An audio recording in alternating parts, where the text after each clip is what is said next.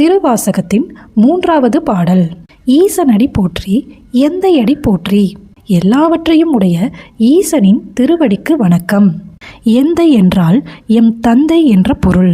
என் தந்தையான சிவபெருமானின் திருவடிகளுக்கு வணக்கம்.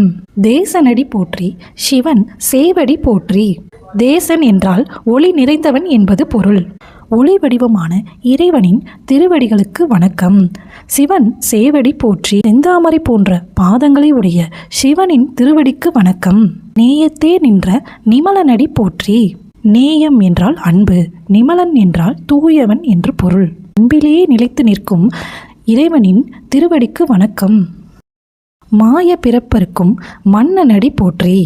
நம் பிறப்பு இறப்பு என்னும் மாயையை அகற்றக்கூடிய தலைவன் சிவபெருமான். அவரது திருவடிக்கு வணக்கம். சீரார் பெருந்துரை நம் தேவனடி போற்றி. சிறப்புமிக்க திருப்பெருந்துறையில் எழுந்தருளியிருக்கும் இறைவனின் திருவடிகளுக்கு வணக்கம். இந்த பாடல்ல மாணிக்கவாசகர் இறைவனை எத்தனை பெயர்களில் போற்றுறாருன்னு பார்த்தீங்களா?